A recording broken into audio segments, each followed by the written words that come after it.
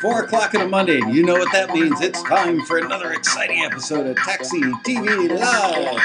Woo! This week, starring Mr. Rob Chiarelli again for the second week in a row. And a special guest star who's caught in traffic and will be here momentarily, so he remains a mystery to you. And thank you, fake band. Thank you, fake audience. Let me get the chat room open so I can say hi to you guys. There you are in all your splendor. Rocking. Yeah. So, okay. So we've got 5 songs to listen to, and I listened to like, I don't know, well, Rob's shuffling cards. We're going to play cards today. I've got stuff, man. Yeah, Rob's got stuff. Rob's got an ECM 80 microphone to give away. Yeah, where's the claps? The claps. Oh, the audience. This is nice. It's got a almost rubbery matte finish on it.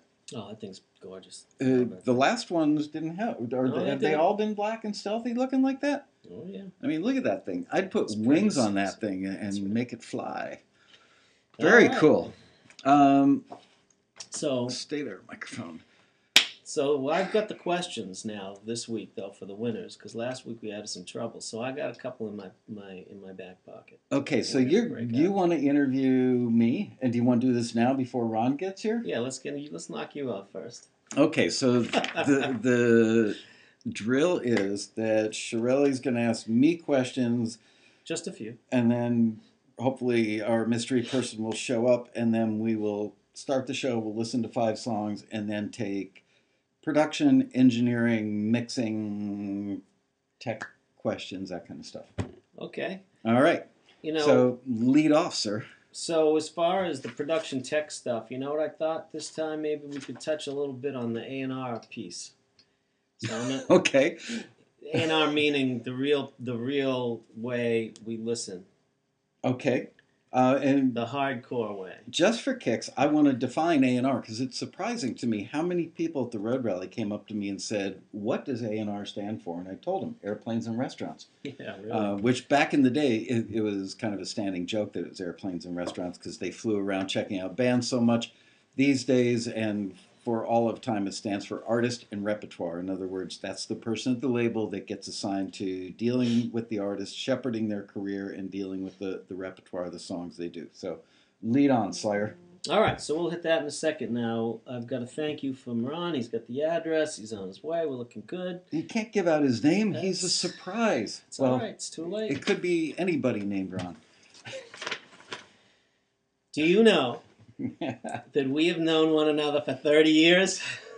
30 years? Wow, man. So I wanted to just make that announcement today.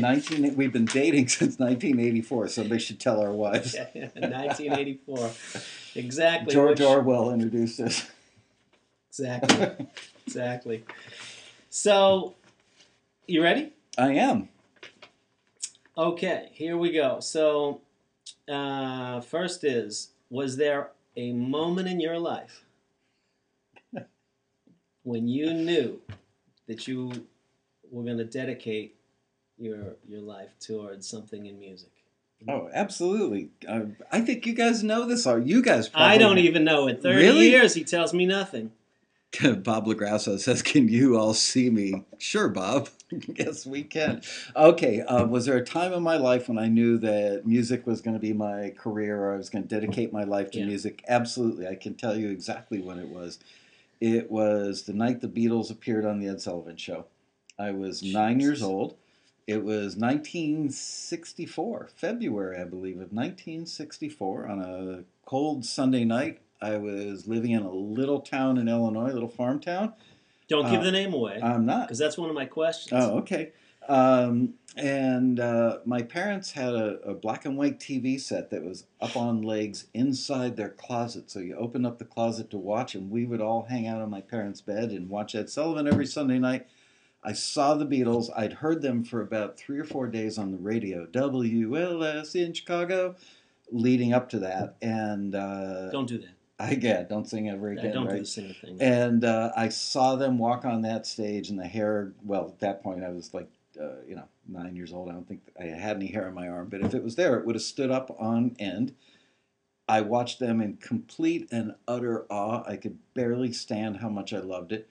And when the Beatles walked off the stage after Ed Sullivan thanked them, and I turned to my parents and said, "That's what I want to do when I grow up." And they went, "You want to have long hair and be a rock star like those guys?"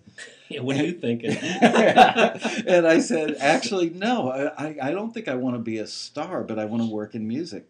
And it didn't take long for me to start looking at album covers. And I remember seeing photographs of Jeff Emmerich and George Martin in the control room. Mm-hmm. And I said, "That's what I want to do." And then 15 or so years later, maybe, you were in school. Actually, it was only 9 years later. 9 years later. Let's see, it was 9 or 64, 9 years later. Yep. Okay, so 9 years later, see, I got some things that maybe you got to correct me on. Okay. So you wake up one day and you're magically running a studio in Florida. What was that studio called? Well, I wasn't. You weren't running it? Not the first one I worked at. Okay, what was the first one? Okay, I got my first job in the business at Criteria Studios in North Miami Beach. Technically North Miami. Some people called it North Miami Beach. And I went to a music store with a roommate of mine who was returning some gear, a place called Ace Music, kind of like modern day Guitar Center. Overheard a delivery guy going to Criteria. I begged, I pleaded. He said, "Fine, come and you can go, but you got to sit in the lobby and don't do anything to embarrass me or get me in trouble." I overheard the boss walk through the lobby and said, "We need a new kid to clean this place. It looks like crap." I jumped out of the chair. I waved my arms. I said, "I'll do it. I'll do it," about 5 times. And he grabbed me, the owner. I didn't know he's the owner at that moment, but I kind of surmised that he was, grabbed me by my shirt, led me to the door and said, "And stay out." I love it. And I So pestered that was him. your beginning. Yeah, I had pestered him for 5 days straight. I called him every day, like 5 times a day until the 25th call of the week, Friday afternoon, 4 p.m. He said, "I'll interview you for this internship," and I got the gig. I love it. And then Yeah. it started. So then, well, you did that bit, but then you ran a studio in Florida, right? I did. It was... Don't say the name, because I want to okay. know if anybody knows the name, then you get a free software okay. code for any piece of software you want from our thing, and then we give that to you, so when they win, you can just give them the code. Okay.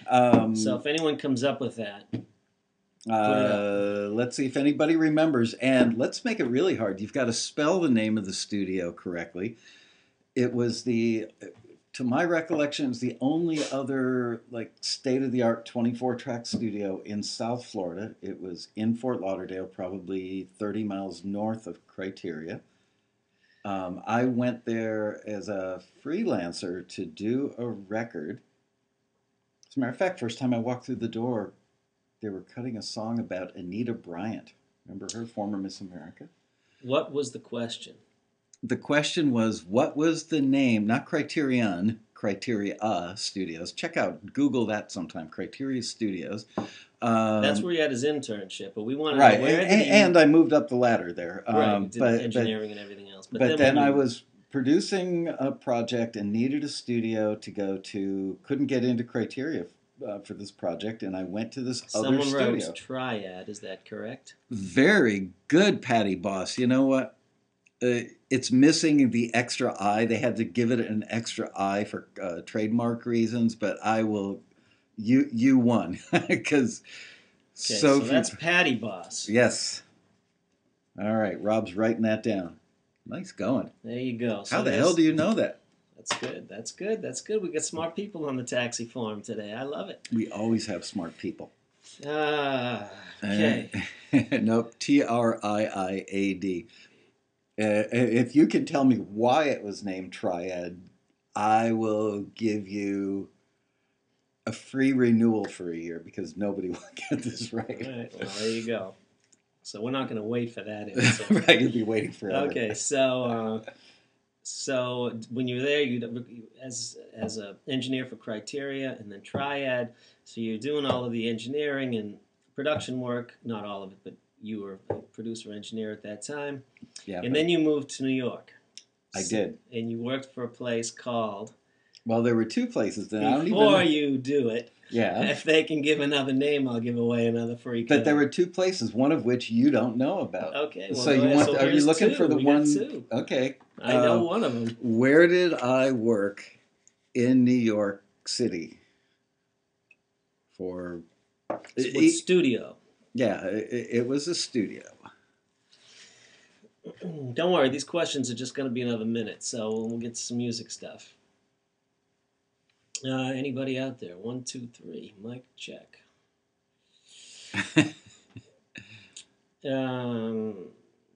All right. Well, let's carry on. We'll talk about some other things. Well, there is a little delay. So okay. Studio 54. I've been to Studio 54 back in the day. Yeah, he was the dancer at the bar. Yeah, right. Not the singer. That we know for sure. Oh my God. Robbie Hancock says Avatar. I think we may have a winner. We may. Pedro Costa got it right. HSR, Howard Schwartz Recording. That was actually the second place I worked. Pedro Costa. Acosta? No, Costa. Costa. Good going, Pedro. They're probably just looking at my LinkedIn page. That's all right. It's fun, isn't it? Okay, well, there's still one more up in the air out there. So, the first place there's Adriana. Hello. I know where Michael grew up. Okay. She does. Well, at least where I resided as a young man. I don't know that I've ever actually grown up. Okay.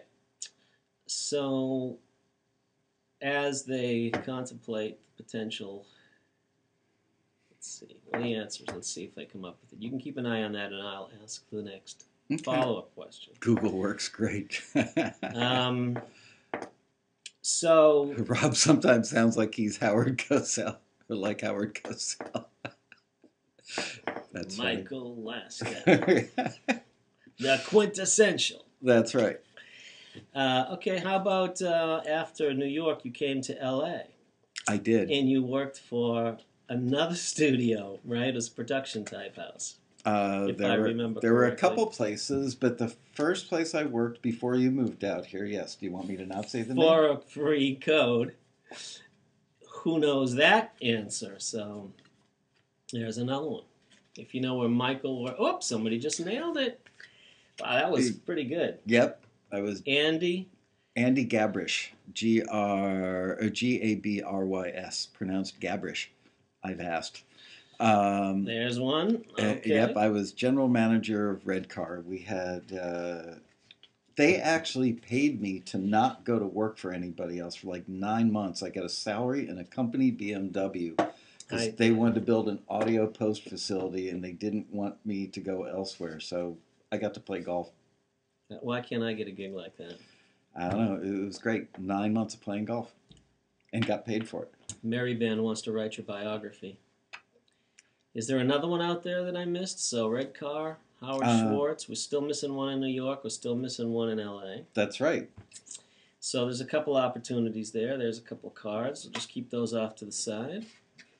And so all this is to make, I guess, the point that you've had a very successful and long, happy career in music.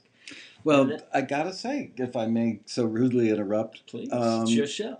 During Redcar, during the close to 2 years I was at Redcar, I was running, it was a big post-production facility that did a lot of famous commercials, including the famous Apple 1984 commercial, where the guy threw the big, swung the thing around and crashed the screen. Mm-hmm. And the owner of the place, Larry Bridges, also edited the Michael Jackson Beat It music video. So we had a TV commercial shoot division, which would go out and shoot commercials, a commercial edit division, which did like top of the line commercials every day with like 6 edit rooms going. And we had a music video division as well that would shoot and edit music videos. And I opened up Redcar, New York, so that I had an apartment in New York, an apartment in LA, an office in New York, and an office in LA. And that is why I am a United Airlines Million Miler. All right, high five. That was lame. Let's do that again.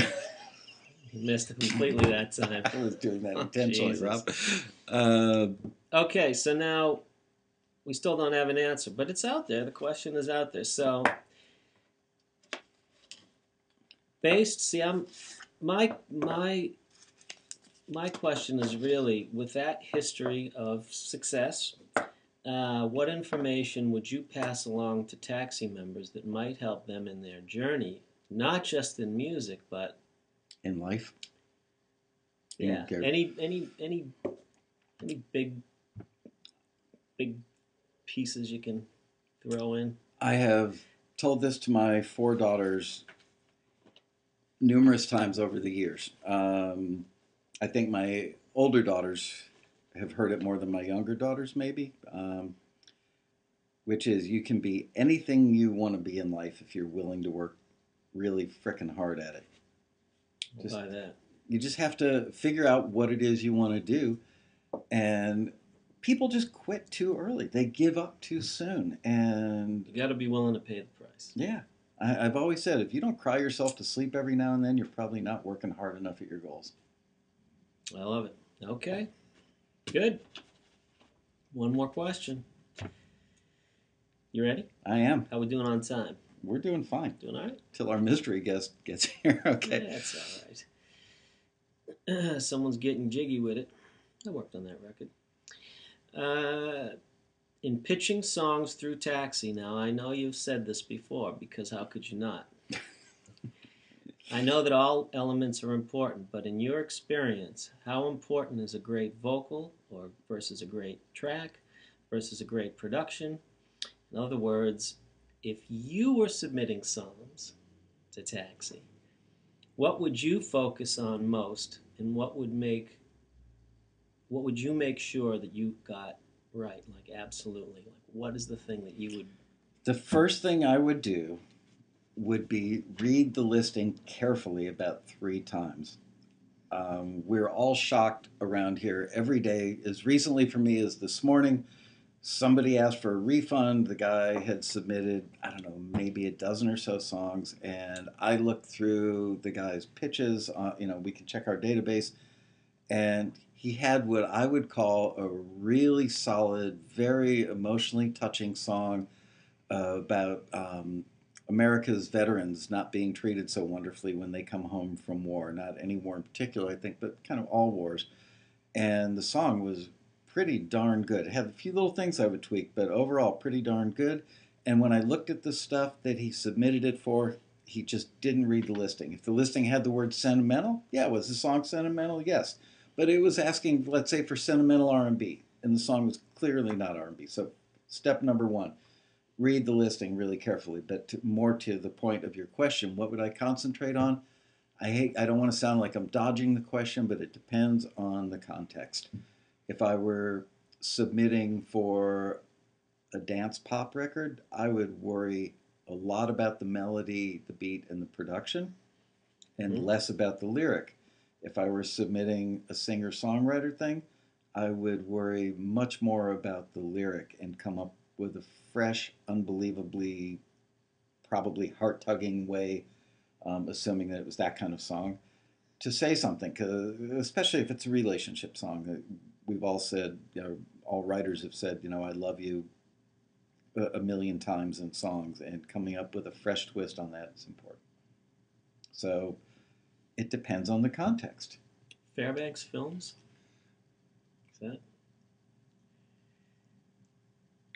I'm watching. No, Fairbanks Films was probably the production company. Look for, the editor was a guy named Larry Bridges. His company could have been called Fairbanks at the time, but he was definitely the editor on it. They might have hired him to edit. Okay. So good. Now, who is your favorite songwriter of all time and why? Oh, dear God.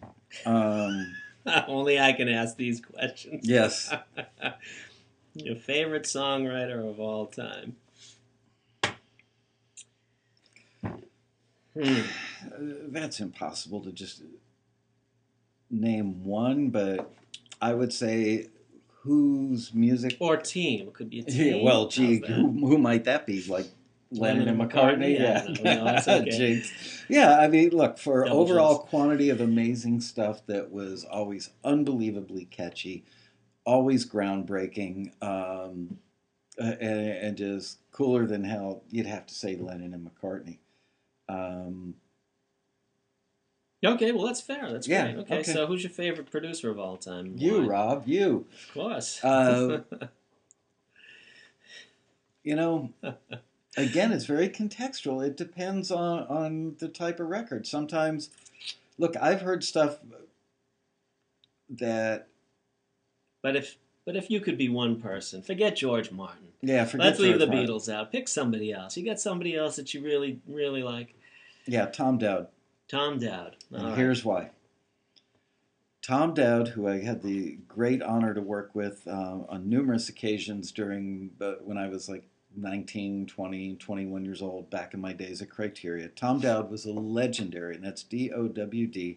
Google his name, a legendary record producer that worked with the Allman Brothers, Aretha Franklin, um, oh gosh, the Young Rascals, you name it. He worked with them back in the day, and literally stayed valid and current until he passed away, which was probably not that long ago, maybe 10 years ago.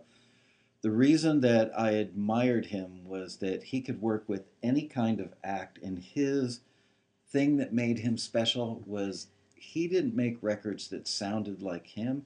He made records where his singular goal was to pull the best out of the artist. And he looked at everything from a song and artist perspective.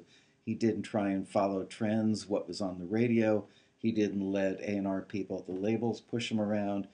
He would work in the control room and sit in there. He was always thinking, what can I do to get the most out of this? First of all, find the right song. Second of all, get the most, make that song the best it could be and get the best out of the artist. And his production style was to get out of the way and get a great performance.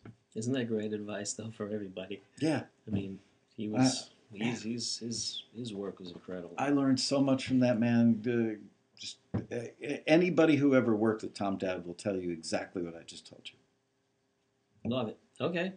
So now let's burn the first two questions that haven't been answered because we'll just give these away on another question. So what was it in New York other than Howard Schwartz? I worked at a place called National Video Center. And National Video Center used to be the West Side Bus Terminal on 42nd between 9th and 10th. And somebody bought it and turned it into a giant video facility. They had shoot stages, a bunch of edit rooms, several audio post rooms. And when I quit making records in 1981 or 82 and moved to New York, I literally came through the Lincoln Tunnel. The car made a left on 42nd Street, and I saw a sign, like a marquee type sign that said National Video Center and Recording Studio. And I went, all right, they must do audio post there. I left my wife in the cab. I got out. I walked in, walked up to the receptionist and said, my name's Michael Lasco. I've worked on a half a dozen gold and platinum records with really big people, and I want a job here. And 15 minutes later, I was sitting at the upstairs lobby. And this woman came and sat next to me on the couch in the waiting area, and she was the least attractive woman I may have ever seen in my life, Rob. Okay. And you know who it was? I'm afraid to ask. It was Dustin Hoffman. No. They were shooting the movie Tootsie in that building. All that stuff. Like, actually, the guy sitting at the video switcher was a friend of mine named Nick, who actually worked there. And Dustin Hoffman was trying on different outfits for the role of, already had the role of Tootsie, and he came down and sat next to me and had on like the super thick, elderly lady nylons or whatever, support hose, And I mean, it's the first time I'd ever seen a woman with a 5 o'clock shadow at 11 a.m. And it was Dustin Hoffman. I love that. That's awesome. Yep. Dustin Hoffman. Tootsie. I got to work with Richard Nixon there. I was the audio guy on a long series of interviews with Richard Nixon. All right. So now, it's no wonder with all of the different listings and things that you've got Taxi doing. So you've got experience in all of these different areas. So there it is. Yeah, I've got to say, yes, I've been blessed with a career where I've done audio post on, I don't know, several hundred TV commercials. I've done audio post on several hundred TV shows. I understand the video editing world really well. I understand the selection of music for TV shows and commercials because I was the guy using that stuff in the control room. And before that, I made records for pretty long time. So yeah, I had all the right things to start this company with. And then what was the place in L.A., the other place? It was called L.A. Studios. Sunny Blue Skies? Sunny Blue Skies. I can't believe you remember that. Well, My boss's name was Sunny Blue Skies, and his partner's name, I'm waiting until you're done with that coffee because I want you to spit it on my laptop. His partner's name was Buns Brado. And Is it was that any relation to like Dirk Diggler? And it was so hard to go into a meeting, as general manager of the company, to meet with the two owners, and they have to call them Sonny and Buns. Oh my God! And they were both really nice men, very, very smart, intuitive business people. I knew you worked there, though. Yeah. Yeah. They brought me out here to build 2 more facilities. They really kind of own the market on audio post in Los Angeles. And they hired me away from Howard Schwartz in New York and brought me out to build a facility that became known as Margarita Mix, which is still a preeminent audio post place. Speaking of margaritas, someone just asked, looks like the holiday, should we be drinking? Absolutely. Yes. Okay, so go ahead, carry on. Anyway, it was, as much as I loved the staff and enjoyed working for those guys, it was very hard to be general manager of a company that had only had the 2 owners running it for its whole life. And all of a sudden, here's this new guy brought in from New York. So I don't think the staff really liked me all that much. Hey, Yeah. It's the way it goes. You got to do a job. Yeah. So, all right. So that's the questions for you. I'm going to give away the mic. Can I do that? Yes, absolutely. But before that, I think we still have 3 more quick ones. I'm gonna go 1, 2, 3 questions for me because it's my turn. All right. So if you can tell me who my favorite electric bass player is of all time. Ooh. My favorite electric bass player of all time, number 1. Not yourself. No, certainly not. My favorite electric bass player of all time. We have no one. Earl Grey, that's a T. Somebody's got absinthe. Russell's got absinthe going. That's cool. Randy Jackson, no. Did Earl Grey? Somebody said, ooh, Paul McCartney. Who's that? Who said Paul McCartney? I see it. Robbie Hancock. Robbie Hancock. The Paul is not enough. All right. Robbie Hancock wins. Robbie Hancock. All right. I got to look at my email that I sent out today. Did I say that everybody got free software? They do, but this is a different type. Oh, so they're getting the regular software that everybody else gets, and you're giving holidays, baby. All right. I'm giving it away. Good job, you guys. That's pretty good. So, Jaco Pastorius. Well, that's interesting. That was going to be my second question, but since they jumped to it, and we get James Jameson up there, which was my number 3 guy, so we're going to go a different direction. Okay. For the microphone, this is going to be tough. Can you name my favorite upright bass player of all time? Now, I'll start giving clues because this is a tough one. Yes, the first clue is the bass was vertical. That's right. That's right. Vertical bass, baby. That's right. The clue number 1 is going to be jazz. Jazz. It's a jazz bass player. So,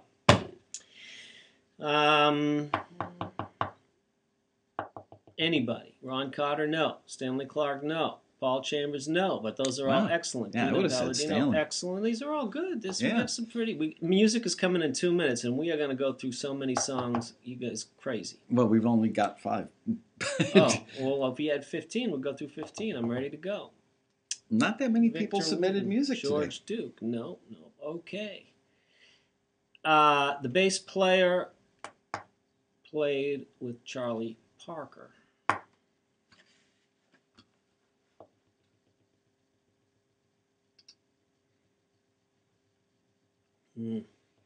This might take all night. We'll go somewhere else. Let's see.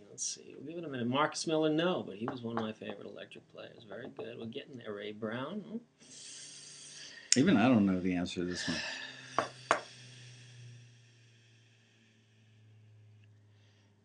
I will even widen it to, if you get my favorite bass player, or if you get the last name of a bass player whose first name is Scott, Huh. I'm giving you the first name. Scott. Scott. For a microphone. Scott. Scott Hamilton. Scott. He was light on his feet. Scott. Scott. Scott. Come on, just search Google best famous bass players of all time. Scott. Scott. Oh, Mark Doyle. LaFaro. Very good. All right, Mark. All right, he gets the mic. So we'll put that down. I got to say, I have no idea who that is. I will be Scott checking him LaFaro. out Check later. him out. See a little musical Okay. history in here. So what's his name? Who got Scott LaFaro? Mark Doyle. Mark Doyle. Okay. So, Excellent. So all these guys whose cards are in front of me, They can I get can't even any of the read stuff. this. Robbie. Hancock. Oh. Dear. Look, they can get anything they want. But if you've been to the website, the synth bus light, that's free. Just put the code in, which is Peace on Earth. Free. It's free. Synth Bus Light. That's a new one. Synth. Yep. Piano, Oh. Rhodes, Whirly, And organ, synths. You mentioned to Cool. me that the software you gave away last week had some sort of problem, and the guy who's got to fix it happens to be on He's vacation. on a plane. He's on a plane. Didn't So- get done. So we're giving this one away instead. Okay, but are you going to give away? What'd you give away? The M1 last week? We announced it. We didn't give any away yet. But yeah, But you can use this for the M1. These that I just gave. But it's going to be another week or so. So stand by and keep an eye out for it. okay. But I promised to give away, so we're doing the one that actually got finished. Sorry. The other one is a couple of weeks behind. So Okay. Want to listen to a song? let's hear a song. All right. The first song is from Mr. Justin Stretch. The song is called Fadeaway, and he wants to know if this song has any commercial potential for TV, film, or radio. Boo. Come on. Here we go. And this is Fadeaway, Justin Stretch.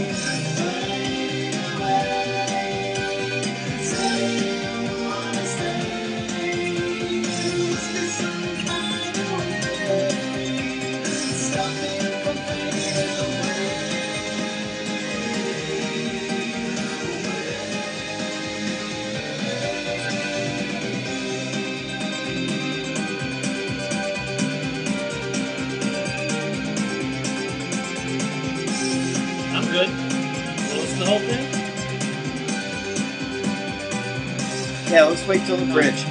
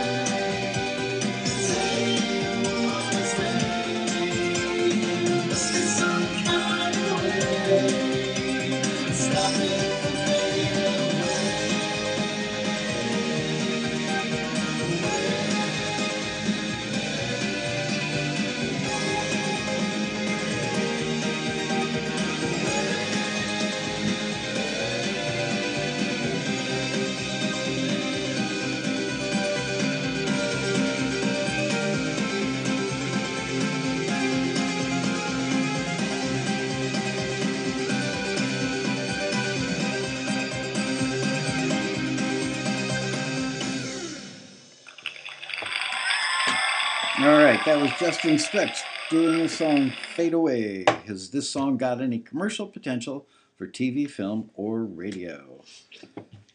I think it does. I think it does. I got a bunch of comments. We ready for it? Go for it. Are we going to hit it? You hit it. All right. So one of the things that I like to say and think about when I'm working is, hey, did I get to the point quick enough? And, that's one of the comments that I would say is, for this song, one thing that I think could improve it is get to the point of the tune, which is that hook that's going to be memorable for the listener, whether it's TV, film, or a pop record. So, that piece of it that I'm going to go home driving tonight, what's the part of the song that I'm going to be hearing over and over in my head that's going to want me, that I just can't get out and makes me, go buy it, right? Mm-hmm. So that's the piece that I'm looking for. And I think there were many of those pieces, but there were too many of them for me. There were a lot of little That's like having things.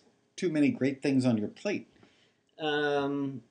Yeah, but some things don't go together. Okay.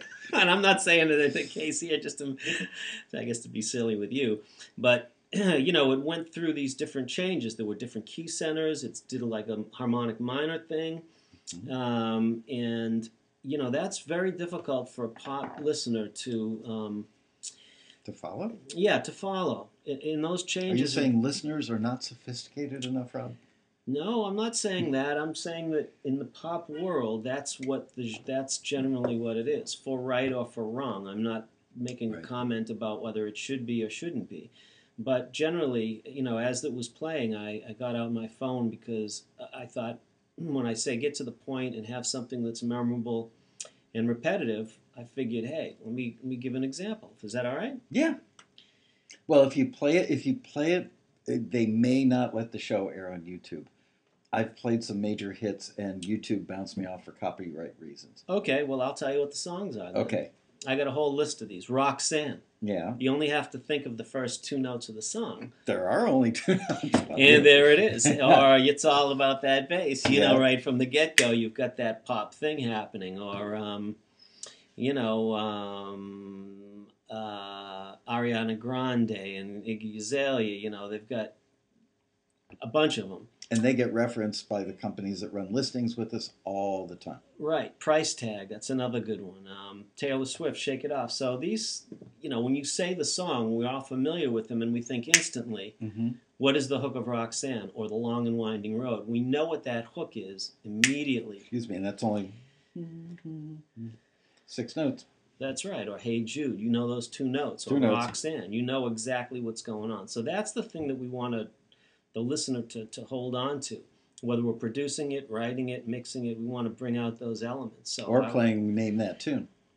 That's right. Remember that show? It was a great show. I could never name the tune in one note. I thought that was silly, but hey, some guys could. Better than me, I suppose. So anyway, the key centers changed quite a bit. So I would say, for a pop record, which is what I do mostly, I would say just try to simplify those elements just a little bit so that the listener can really get a handle on it. But otherwise, it was a lot of good stuff.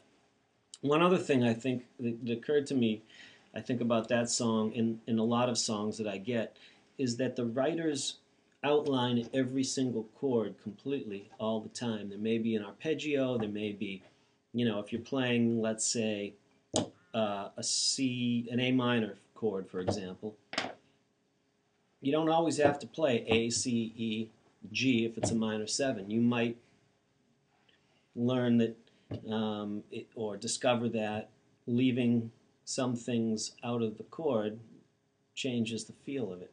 Right. It could make it darker. It could make it happier. It could make Right. it more impactful in one way or another.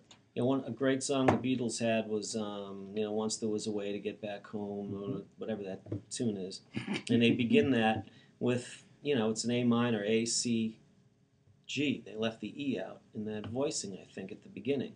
And many songs do. They'll leave that fifth out, and it doesn't sound quite as bright or happy.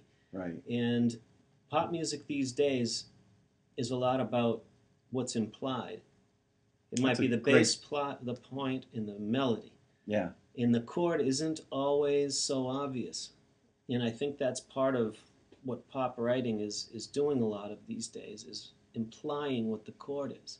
That's a really, really great point. Well, thank you. No, I love it, because to me this sounded a little dated. It was good, but it sounded dated back to the 80s. It sounded a little Journey-esque, and you're right. If he had voiced some of the chords differently and changed up some of the lyric phrasing... It could go Coldplay if you did a different direction on it, and it would modernize it immediately. A slightly different drum beat, go Coldplay type arrangement. Yep. Don't outline the chord so much, and you might have a completely different thing, That's a great suggestion. I'm trying to think if I hit on anything that we haven't talked about. Not a lot of contrast between the verse and the chorus. And I think that if he had done something to change up the rhythm, I actually liked the beat for the chorus so much that I would keep it there, but maybe have come up with something different for the verse, just so that a different pattern for the verse, so that you felt that change, and change up the instrumentation more in the chorus, just to give it more definition and more contrast. Yep. There's a song maybe 10 years ago called Bittersweet Symphony by The Verve. Yeah. And that didn't change arrangement much from verse to chorus to bridge, or I don't even know if there is a bridge, but what it did is it introduced more elements each time. It did identify the section, so...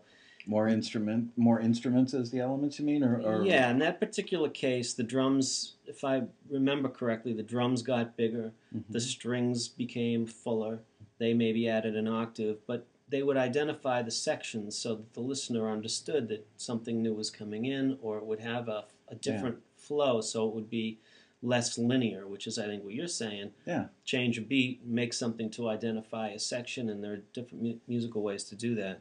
Absolutely. I hope I make sense. You are making sense. Rob, what about the vocal? Oh, somebody asked earlier, and I want to go back to that because it's regarding the song. What would Rob do to update the mix on this song that we just heard?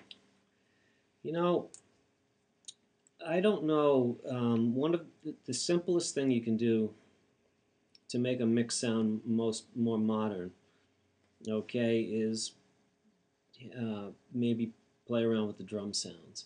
Drum sounds are pretty easy to replace or layer or enhance. And then, sometimes when I get mixes, I'm given the MIDI files so I can, either replace a bass or add something in. Oftentimes, a producer or the writer may have a question about the string sound and give me a couple of different choices. So stuff like that. I think it becomes a matter of taste and being aware of what's on the radio. And I think if you know music and you're involved with music every day and you listen to music every day, you get a sense for the changing textures and sounds that people are using. And things that make it more current and modern sounding. Yeah, and I think it becomes a matter, it's sort of an instinct thing, A part of it, I suppose you can think about, like the drum sounds, and you can kind of tell when something sounds dated, but oftentimes that works, because what was old is new. It either fits right and makes you feel like it's cool and contemporary, or it feels like maybe it ought to try, mixing something in with it. So, but drums is always an easy, pretty quick fix. We're definitely going through a period now that's a lot of the indie pop stuff that I hear and stuff that we reference, very, very 80s influenced. Not totally trying to sound like the 80s, but pulling elements. It could be a certain type of reverb or the way a keyboard part is played. And I think you're absolutely right that I'll hear guys with a keyboard part that sounds like the 80s, but they won't have the fifth in there. They don't do things that are as obvious as they used to be.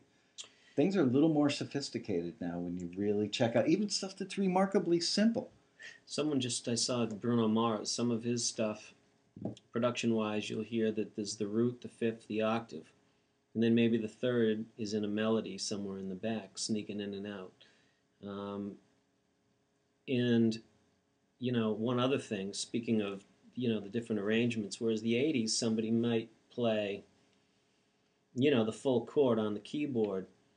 These days, maybe somebody's playing the root fifth octave on a guitar, but the keyboard you might be playing the third, or you might be playing the color note somewhere else. So sounds tend to get, or chords get broken up a lot between different instruments and different sounds. Yeah. People are saying that the feed on the chat or the feed of the video got discombobulated. Sorry about that. We're out of our control. So the video's not locked to the sync to the chat. Let's move on to another song because I'm sure people want to know who got picked for the next one. And I want to get to that one right now. So this is Brooke McWhorter, produced by Zach Nelson. The song is called Sorrow. And I'm thinking that Zach Nelson submitted this. So Zach, I think it's Zach, would really like to know if this is the sort of production that's marketable and whether the lyrics for this type of song are too literal or cliche. So cool. Is it marketable, production marketable, and are the lyrics cliche? Let's have a listen to the song Sorrow.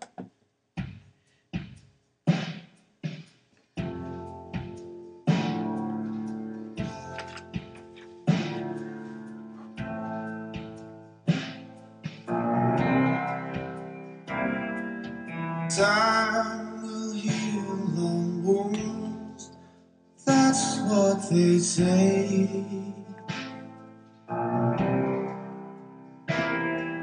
Mothers told me my scars will just fade away, but I still feel the pain through my memories, the tragedies past, and I can't use my words to explain how this will last. Stay away, so I don't want you to follow me today. Stay away, so I don't want you to follow me today.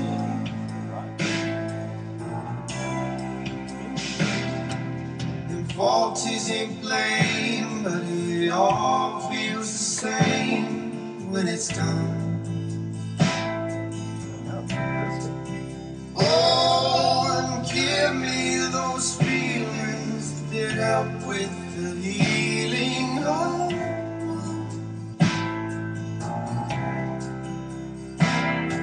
I seek just the same, then I'll wake up screaming out loud. And I need you to go. You're not wanted, no longer allowed. Stay away, so I don't want you to follow me today.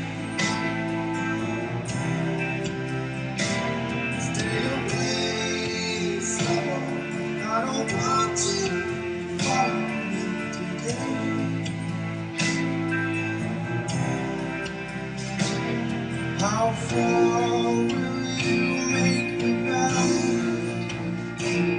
How deep in the dark till the end? How long will I have to hold on? How steep is the climb till I'm gone? Stay away, son. I don't want you to follow me today. Stay away, sorrow. I don't want you to follow me today. Stay away, sorrow. I don't want you to follow me.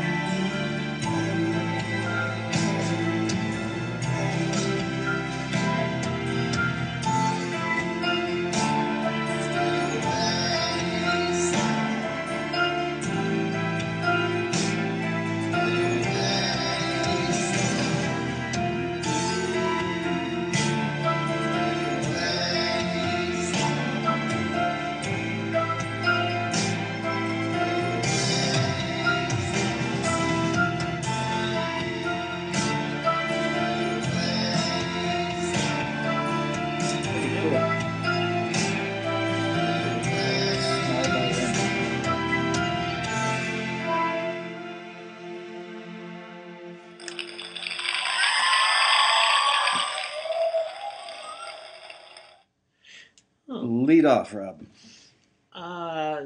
Jim here said, no, fun song, said ears are happy with this one. I like that. That's good. Good comment. So I thought that was very well done. The production was cool. It had beautiful melody. The arrangement really strong. Great vocal. Trying to see some negative comments here. I got a couple of things. I don't really have anything negative on that. It's I fine. think When that was people do really articles on taxi magazines, they always have to include some negatives because they don't want to seem too positive. I've been told that by editors. good. Well, I'm happy to be really positive. Actually, I think that was Nothing jamming. wrong. To tell you the truth, there's Yeah. a couple of little things that I would listen a second time and maybe say, "Oh, that's brilliant," or maybe look at it again. I mean, I heard it once, but Fine tuning stuff. yeah, the fine tuning things. There was a blue note in there somewhere. Used a couple of blue notes, which I wasn't sure that was the right spot for. Towards the end in the strings? No, vocal did it in I think the second verse. Okay. And then there's that piano, boom, that little thing that The repeater at the end? Yeah, I don't know if I'd use it every time. No, just the lead into okay, yeah. I'd think about that, but that might be perfect the way it is. So I'm not saying to change it. I like the repeating piano figure at the end. The ding, ding, ding. Oh yeah, yeah, Ding. yeah. The melodies were great. It definitely made it. It made it modern. That little piano figure at the end, I liked it. And it also built the emotional intensity. I could hear this both as a radio song and would work for film or TV. It'd be a great TV montage song. There was something, a really minor thing, but something in the lyric that I want to go back and check. I have to play it to get it. I think it's all about me and my pain and my feelings, and then all of a sudden it introduces her. And the her is implied, but it needed a little clarification. Time will heal all wounds. That's what they say. Nice vocal. Mothers told me my scars will just fade away. My scars will fade away. It's about me. First person. But I still feel the pain. I still feel the pain. Through my memories, the tragedies past. And I can't use my words to explain how this will last. That's the blue note. Stay away, son. I don't want you to follow me like it. Stay away, someone. I don't want you to follow me today.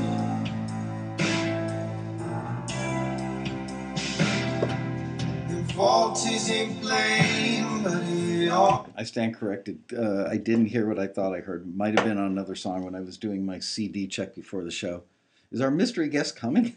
Pulled over by the police right there. Really? Just now? Well, no. 20 minutes ago, so half hour. Okay, half well, hour. our mystery guest, we may be getting him out of jail instead of having him on the show. That's all right. Not for We him. got it it covered. Oh, man. He better be in jail for not showing up. That's right. Okay, so... Early Coldplay. That's a good point, yeah. Yeah. Interesting audio texture, which is commonly used in modern stuff today, which I love, which is the piano that's got a lot of pre-reverb on it, pre-send on the reverb. Yeah. And so it puts it off in the distance of a big empty room, puts you in an emotional place. And then the vocal, because it doesn't have a lot of reverb, certainly not that type, is very present and up front. So you feel like the singer is singing these lyrics to you. So it's accomplished two things at once, which is putting you in this kind of lonely, empty space, but the singer, the vocalist, is talking to you. I also made a note they had a really good emotional lift at the bridge, which I thought was really nice. And then it comes back, brings it back down to the stripped down version of the song again, to bring it back to its intimacy. And as I mentioned before, I really like that keyboard part. I think it was like a little triad that it did over and over. Oh, yeah. Pretty over hypnotic. again. Yeah. And the other point about the reverb on the piano, it created the depth in the mix too, which a lot of that's a good point, because when mixing you want left, right, front to back. Yep. So that was a good dimension. I think not enough people pay attention to that. I don't know if I ever showed you. Because everything today has to be in your face. But yeah, that's true. But this kind of song can't all be in your face. That was well done, really. Who was it that did this? This was an artist named Brooke McWhorter, and it was produced by Zach Nelson. And I remember Zach is the Taxi member, I believe. It's really good. Yeah, good combo. You guys working together. So I think that Brooke McWhorter, if I remember correctly, Sophia told me Brooke is a guy. I did a Taxi TV once where I talked about mixing, and I tried to explain the oral landscape. And I took my kids, you know how all kids have that molded plastic furniture. So I took like a couple of tables and chairs out in the backyard, and used from our backyard, you can see a mountain range about a mile away. So I used the mountain range and explained how the farther things are away, the less definition you can see. But yet the bushes that were in the foreground, you could see more color, more vibrancy, and more definition. And then I put a red plastic chair, probably 10 feet out from the camera. And is he in jail yet? No word. And the red plastic chair, because it was a brighter, more vibrant, and different color, and was placed dead center, took on the role of like a snare drum or a vocal down the middle. Yeah. And then I took a couple of lighter colored chairs that were probably like light blue or light green, and placed those out at 3 and 9 o'clock to show where the background vocals might be, where they might be not so far back that they were the mountain, but up closer and spread wide. And people love that because there was this visual representation, and I felt very happy that they got it. Makes perfect sense. Good one. So, okay, let's move on to track number 3, and this is Clark Van Norris featuring Emily Hearn. The song is called The River, and Clark says that he would like an overall critique in what genre or genres does this song work best in. Overall critique. The River.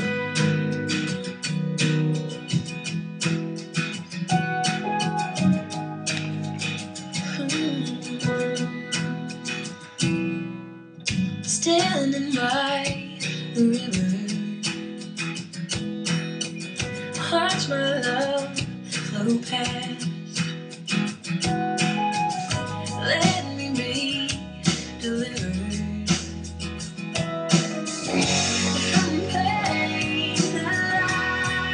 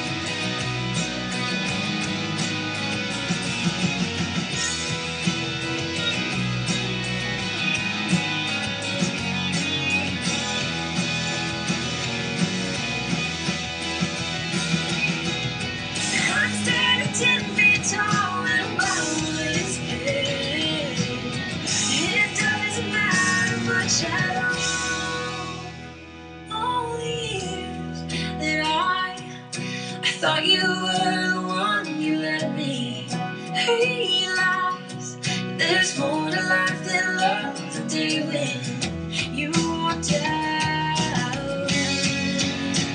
For all the years that I thought you were the one. You let me realize there's more to life than love. The day when you walked out.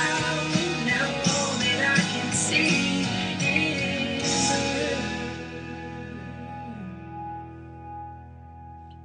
Can you hit that first verse again? Right after the audience goes wild. The audience goes crazy. Wrong tune. Oops.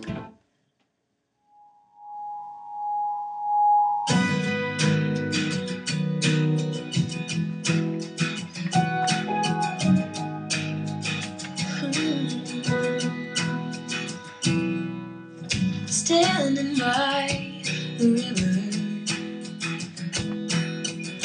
Watch my love flow past. Let me be delivered from pain that lasts for all the years that I thought you were the one. You let me realize. Okay.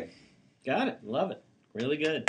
This is good stuff. All these are good. I shouldn't be amazed after doing this for almost 23 years, but our members are so damn good. It's crazy. It is crazy. Very proud of you guys. Yep. Okay, so do you want to lead off again? Sure. Okay. Overall, really, really good. So there were moments in the tune where I thought, "Wow, this is brilliant," and then every now and then I thought, "Oh God, if that was just 5% better on a word or two." And I'm gonna tell you what I think, because overall, great. And these aren't things that I'm saying change. I'm saying these are things to just take a look at. Does that make sense? Yeah. I hate to be saying change this or change that, because look, I heard it once. I'm not, all knowing, all seeing. But my opinion is, on first listen, someone is going to make a judgment on your song. So what I'm hearing, I'm just going to share my first impression. So yeah, really good. And that first verse, the first line introduces the idea of the river, right? Mm-hmm. Then the second line, I don't know what she said. Mm-hmm. And I want to know what she said, but I couldn't tell either time. I think I heard it the second time around, and all of a sudden I went, oh, the river's a metaphor for something about the pain of love passing by. Yeah, okay. Yeah. Great. But you're right, I had to work at it to get it. And then the third line was about "let me be delivered," I think. Mm-hmm. Then I thought, okay, now I want to hear this song. Even though I couldn't get that second line, I like that. I like that approach. Like that lyric struck me as, okay, now I'm drawn into it enough. And then the fourth line said something about pain, and I'm not sure what the rest of that line said. So when I hear the song and the lyric, I thought, a lot of potential. I'm not quite sure of every word that she's saying, but I need to know. Which, frankly, you could say that about 80% of the music that ever hits radio, where you can't understand 100% of the lyrics. But this is so darn good, and by virtue of the type of song it is, you need to know what it's saying. So maybe it's I not a buy dance it. tune. So there's this balance, and I do this when I mix a lot. Do I want that word to be completely clear at first listen? Maybe you do. In this case, I'd like to hear it, but and the hook was really strong. And then there was another line, all I see is forever, or the river, or I couldn't tell what that word was. So, and that would make a huge difference on the song being appealing or not to me. Like, can I interrupt your flow while you're on this point, because I want to contribute or get us all thinking about it, which is sometimes you're so close to it as the writer and or the producer or the singer, all the people in the control room that are involved. I remember being so close to stuff that I would know all the lyrics because I knew the song already. And I would bring stuff home and play it for my wife, the morning after the session. And she'd go through exactly, I don't understand what he or she is saying there. So I think that we are all somewhat guilty of control roomitis, where we have a familiarity level that lets us hear through a mix that doesn't articulate the lyric enough.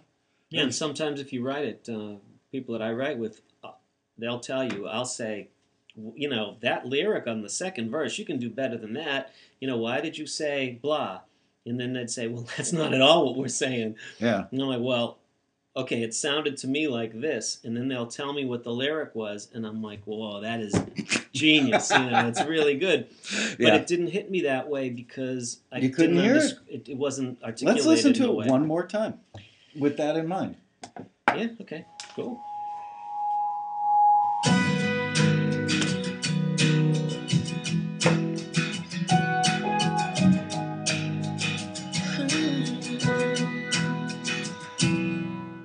Standing by the river. Standing by the river. Watch my love flow past. Watch my love flow past. Let me be delivered. Let me be delivered. Okay. From pain at last. From the pain at last. And I'm last? guessing it at last. I could be totally wrong.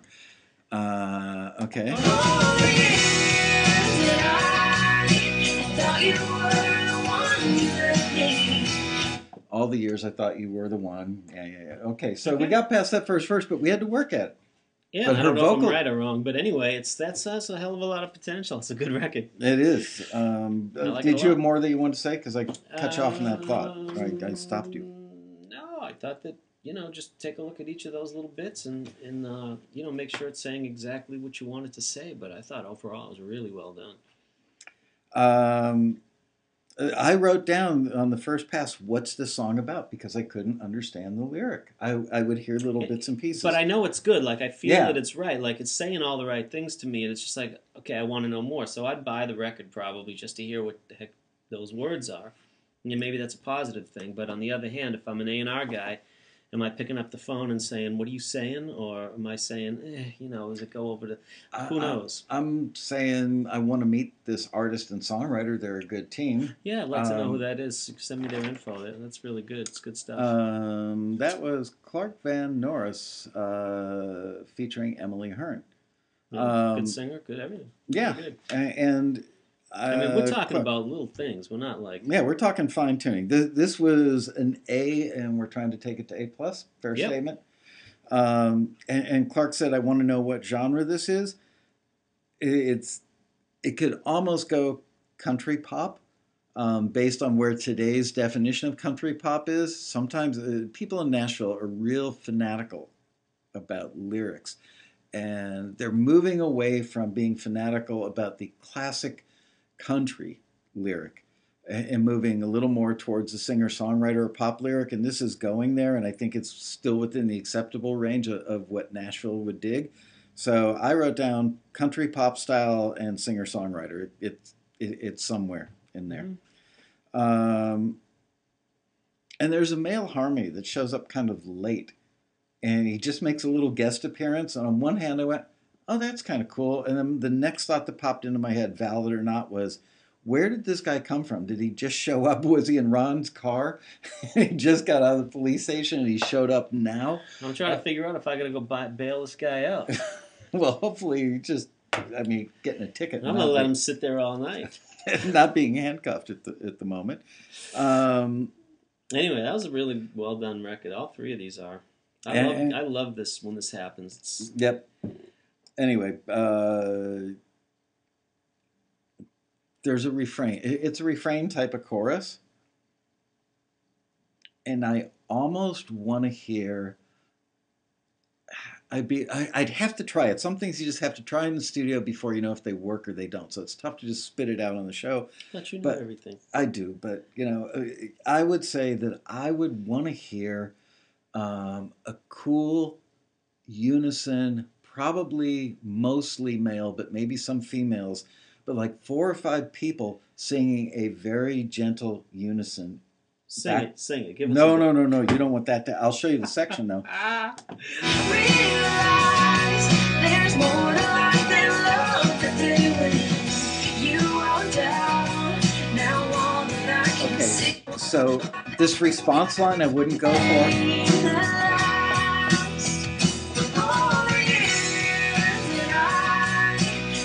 almost a chant. Right on the root. I would try a unison, almost chant like there's a song, and I can't think You of it. want to sing it to us. No, I can't You sing it. want No, to sing it. You want to do it. Every time I'd walk out in the studio and try and sing a part for a band, they would fall down laughing. So I'm not doing that here, damn it. But I would Come on, just. it's Christmas. I don't even play keyboards. I go to the piano and go ding, ding, ding, ding, ding, ding. You, that note right there. Because that's the only way I could get it across. But think about that. A mostly male, like 4 or 5 people, all standing around a mic and Omni about 4 feet away from the mic. Not a lot of compression on it. I'd want it to sound natural, just a little limiter to catch any peaks, and not a lot of top end on it, and practically no reverb, and just have it do like the first line with that beautiful female voice responding on the second line of the chorus. So it's a back and forth give and take. Anyway, let's just fire it up. Let's get the mic going and let's do it. There it is. You got the mic. I do have the mic. All right. Great job. Excellent, excellent, excellent job. Okay, moving on. This is a song called Soulmate, and this is Smudge Swan. And I'm guessing Smudge is, I've seen Smudgy Smudgy somewhere in the chat room. So, Smudgy, if that's you, here we go. And this is called Soulmate. Want to get this to film and TV. Wondering what awa, like what other artist or group it might be. Thanks so much, guys. You are welcome.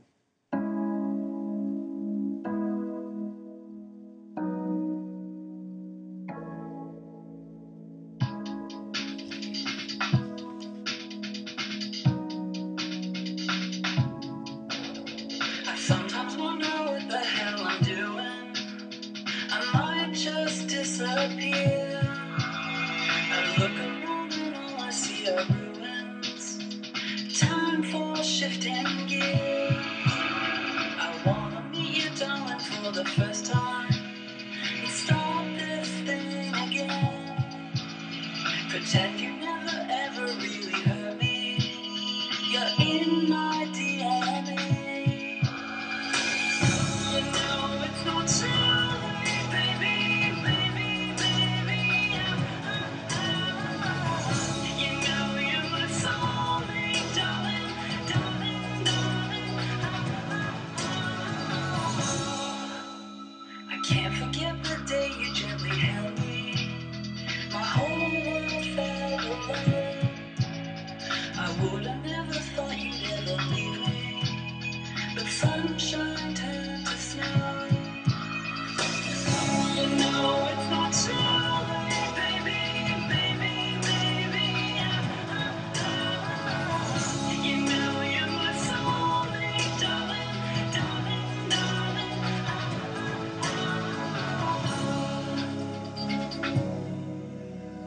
Our spirits dance in the sky, so high. I know you're mine, for us there is no time. I love you, I need you to hold me again.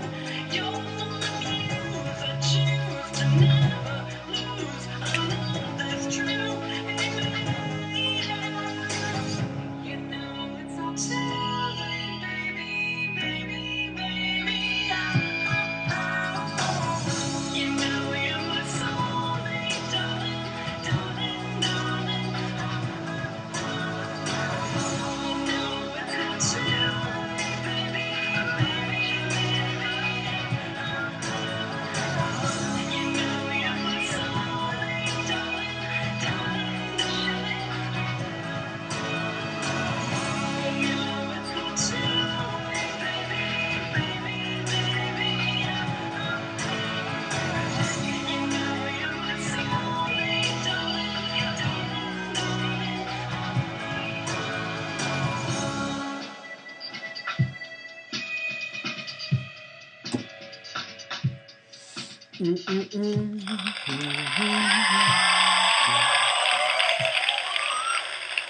Retro pop. That's interesting. Who said that?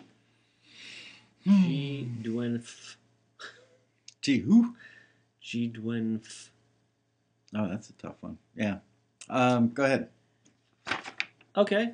So, yeah, that was, to me, that was a really, really nice melody. It was a really good arrangement, too. I liked it overall, although I thought the bridge could lift or have some other identifying change there. You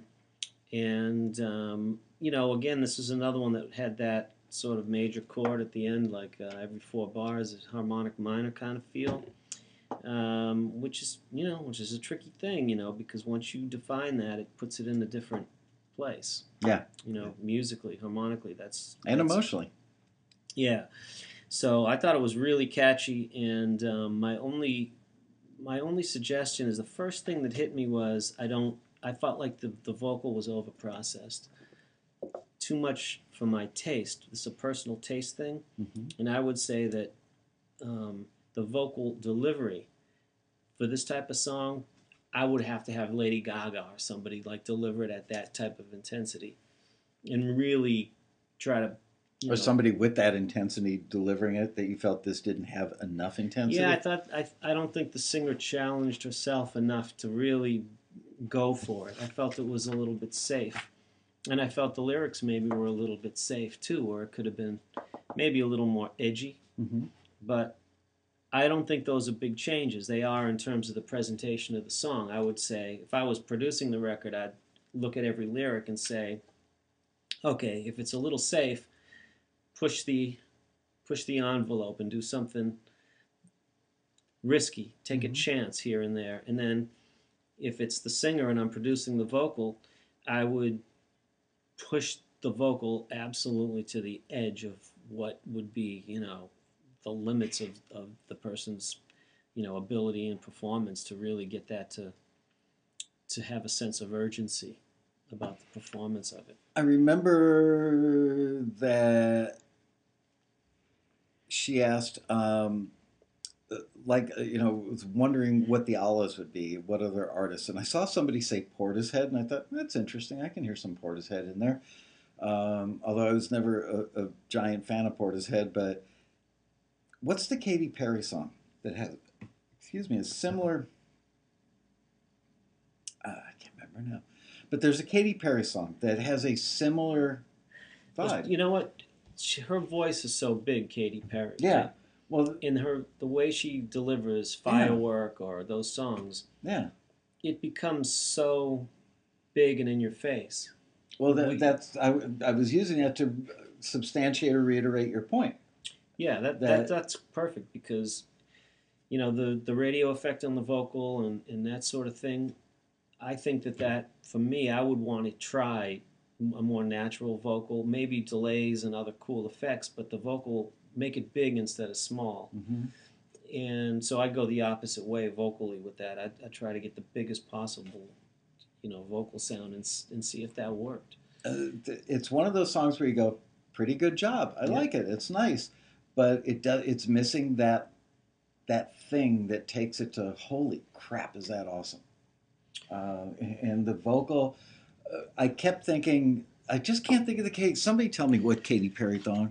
Some singers, you know, like Katy Perry, for example, can sing anything and it sounds like a hit.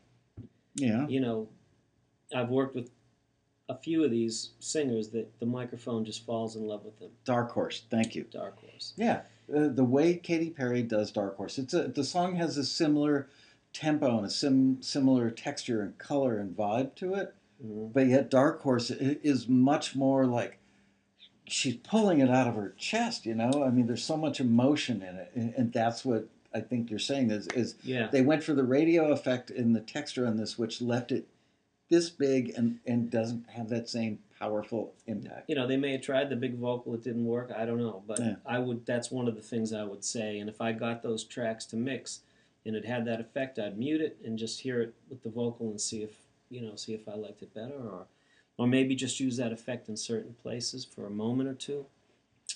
I remember thinking there was something a little strange in the arrangement, but I can't remember now. But there was something in the arrangement that made me say, well, I wouldn't have done that. Now I can't remember what it is, so sorry about that.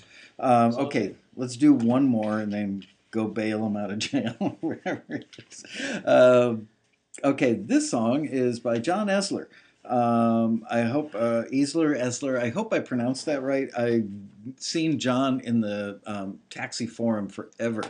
He's got this awesome thing where he's got a dog. I think it's like a golden retriever, and he holds up his hand. It's one of those perspective shots where he looks like the dog is sitting in his hand, even though the dog is.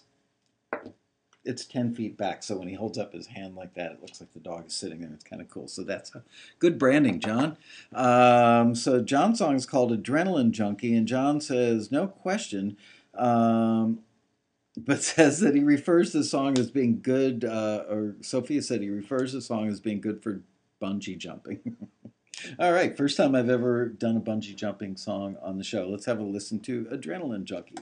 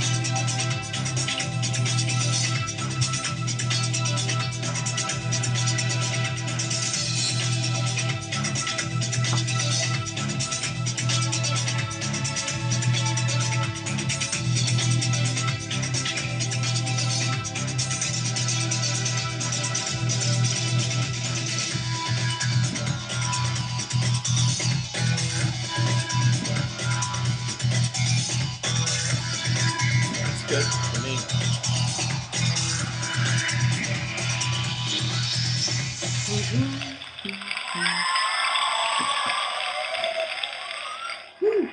All right. Rob says good for me, and you were very prescient because we were right at the end. That was my $5 word for the day. What was that word? Prescient. How do you spell that? Presient. Prescient. And what does that mean? Kind of Timely? predicting the future, seeing down the road a piece. Huh. Some people pronounce it prescient. I don't. I pronounce it prescient. It was very prescient of me to have the idea for Taxi back in 1991. I was ahead of my... Would there be a Latin derivative? I don't know. Crap, I don't know anything. Except, you know what? It's going to be hard to see here. I'll hold it up against my forehead so you can see it. This is like the world's smallest violin. This was actually... I love this. They now put these... Everybody knows this, Michael. Really? I've been to Starbucks like a zillion times. I've never seen these things. Why do they put the world's smallest viola in your cup of coffee? To stop it from splashing out of your cup holder when you go over speed bumps. I've never seen those. All right, well, there you have it. All I'm right. not like the EDM king. You're not. So I'm, take this for whatever it is. I'm here. I'll give you my opinion. So to me, what strikes me is I want those drums bigger. Mm-hmm. It seems like that record could be used in a club scene of a movie. You could use a car commercial. Ooh, good one. Kia. The Kia with the Kia there's a lot of commercials stuff. with the giant rats or whatever they are bopping behind the wheel of the car. Be very good for that. Yeah, I think it sounded like a good piece of music. It was well done. I just make sure those drums are bigger because I love the drums. I wrote down. Have you guys seen the movie Let's Be Cops? We actually ran a bunch of listings. I think we had a close call on getting something in there. Let's Be Cops. Just saw it. What? Those are about 20 years old. Like, what can I tell you? There's so many things in the world that I'm not keenly aware of, but I knew what prescient meant. Okay, so the movie Let's Be Cops. A couple of guys that rent cop uniforms to go to what they thought was a costume party. Turns out to be a masquerade party, and then they go, as long as we got the uniforms, we might as well play cops. This would be a great piece of music for Beverly Hills Cop. They show up. That would be 20 years ago, probably more like 30 years ago. Beverly Hills Cop 3, Axel Foley. They show up at. I can't believe you even remember his name. What a great movie. So the cops show up, to bust a party, and they end up walking into the party and smoking pot in the party. This would be a great piece of music for that. I completely agree with you. It just needs to. I wrote down the word. It needs to be. Here's another $5 word. It needs to be more bombastic. It's got a good melody. This would make it into several production music libraries. Would say, "Yep, I'll take this and put it in my library." But you could make it 20% better by putting a bigger, fatter, more fierce-sounding bottom end on it, putting a huge drop in it and bigger drums in it. It would just take something from filters or something. Yeah, from good to great. Some interesting stuff might work. Yeah. So, it'd also work well. I don't know if any of you guys are on Bob Lefsetz's email list, but last week he sent out. Bob is a great skier and loves to. There have been times where my family has gone on a ski vacation. I email him, say, this resort or that resort, which mountain is better, blah, blah, blah. Not that it matters for me because I ski mostly greens with the occasional blue. But my wife happens to be a great skier, so. You know me, always trying to make my wife happy. So Lefset sends out ski stuff every now and then, even though he's in the music industry and loves to rant and rave about all things musical. He sent out a video of these guys going down a chute. And I am talking about, at times this thing was probably 6 feet wide with an incline like this. Like that. I'm talking almost straight down, seriously, almost straight down, and we're talking a quarter of a mile long. And this guy is skiing down that thing, going by these jagged rocks that are about as wide, a couple of refrigerators wide, maybe. Probably doing somewhere between 40, 60 miles an hour. One little mistake, one pop out of your binding, one sneeze, and your face is going to get knocked off of your head kind of stuff.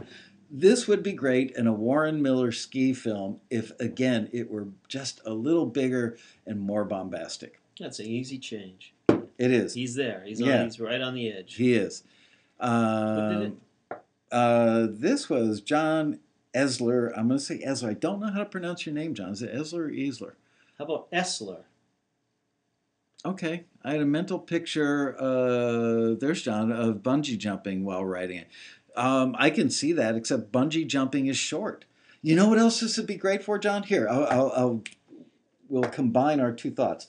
Those guys that put on the winged suits, they have a parachute on their back, I believe, but they have these nylon outfits, and they have wings. Oh, yeah. What are those things called? Paragliders or something? No, paragliders are like a banana-shaped parachute. I actually did that once, and it's kind of slow and drifty.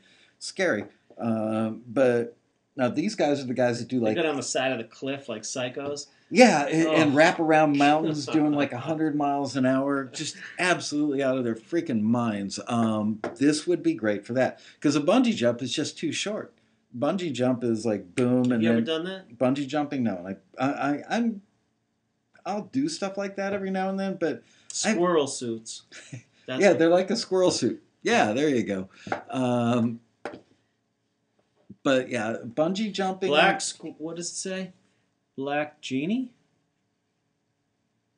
I hope my eyes are reading that correctly. You just got some software. Good comeback. Squirrel suits? Yeah. Oh, yeah, for Black Genie. Okay. Isn't Rob looking for EDM tracks? Oh, that's right. You mentioned that at the road rally. I am. Got to have bigger drums for me, though. I'm a tough cookie. Wingsuit psychos. Wingsuits, okay. So, I don't know. I think maybe Ron needs a phone call because I know that he's not coming now.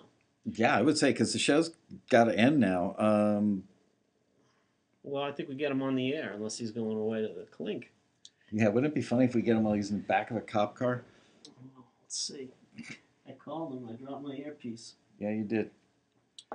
I don't want anybody to get the wrong idea. Hurry up, sit up straight. Here we go. Here we go. Earth to Ron. Oh, I see. You're not going to put him on speakerphone. I will. I just want to make sure he knows he's on speakerphone because he might be cursing. And then we got to give away that software and call today. So we will give away the software. Thank you for being software? patient. It's all given away. I got his voicemail. Oh no, that's not a good sign. Okay, what are we giving away? You were gonna give away the synth thing, the new software. So everybody gets it. Did you already tell them that? They all get it. What do you want to know? Okay, they go to finalmix.biz. Yeah. And they enter the code, which is Peace on Earth. Peace on Earth. And it's free, and that's it. It's not like free for 2 weeks. It's like free. I got $42 in my wallet just in case Ron needs me. Okay. I'll take it. That's like the most I've had in my wallet. You know, for those of you with kids, you know what I'm talking about, right? You think you have $42 in your wallet, you come downstairs in the morning and check your wallet, and you got $9 in your wallet. Who has more money in their wallet? Let's see. I've got 20, 30, 5, 36, 37, 38, 39. We're within $3 of each other. Nice. I hope Ron has a phone with video in case he gets caught up. Yeah, he does. He's got the latest iPhone 7. Did you see the iPhone 10? No. I got a video of somebody Is that real? Is that like a no, real thing? but it's somebody made a mock-up of an iPhone 10. The thing's like 2.5 feet long and about 8 inches wide. Yeah, it's just like the Samsung. Yeah, holding it up. I love that Samsung phone though. Somebody was showing that thing's got more features than my MacBook Pro. Anyway, thank you, Rob. Thanks. I'm sorry that Ron didn't come for like 3-4 weeks. He's been planning to do this. That's why we came back this week because we were going to have some fun with you today. Well, let's sorry, bring him back. everybody. Should we tell him who Ron is or save it? Sure. Do we give the microphone away? Yeah, let's go to Mark Doyle. Oh, okay, that's right. Okay. I love this microphone. I don't think I've ever actually held it. This thing it's heavy and substantial and feels like quality merchandise. It is. What are the characteristics sound-wise of it? It's primarily a live mic. Yep, it's a live vocal mic. It's really for vocals. It's not like, an SM57, they say, 58, it's a most common vocal mic. This sounds, to me, much clearer, less feedback. Interesting. It sounds really good. Awesome. Great. Okay, guys. We are, Peace on Earth. Just Peace on Earth, there's no space. And if you go to the website, it's there. Just look there. You'll see the code. And it's going to be up for a while, so enjoy it. And if you have comments or anything, send them to us. If you want, if you have suggestions to improve it or anything. That's it. Let us know. Hope you like it. Have a great everybody have a great holiday. Oh, what about Patty Boss says, what about the first winner's questions answered? I missed that part. I thought you won something, Patty Boss. Yeah, right here. Patty, you're over here. All right, here's what we did. We have Robbie Hancock. You got to send an email to Taxi or something, right? Yeah, not to me. Send it to Sophia at taxi.com. And Sophia is spelled Soffia SOFFIA at taxi.com. Black Genie. What's your real name, Black Genie, so we can put your real name on here? And these are the others. Andy Gabrish, Robbie Hancock, Pedro Costa, Patty Boss, and Black Genie. What's your real name? So you guys email, and I will give these cards right after the show. Black Genie is Robert Tillis. So email Sophia at taxi.com and tell her you were one of the winners, and they all win which software? Whatever they want, they can use it for anything. Okay, any of the software that you see on finalmix.biz. You've got about 5 different types of software up there now, right? 1, 2. Well, there's 3 that are out, and 2 more that are coming in the next, couple of weeks. Okay, great. So you have some stuff to choose from. Awesome. I will see you on New Year's Eve, if not sooner. Thank you again. Absolutely. I love it. Thanks. It's fun as always. Thank you guys for joining us, and we will see you next Monday. It's not a holiday or anything, right? Next Monday for another exciting episode of Taxi TV. Bye, you guys.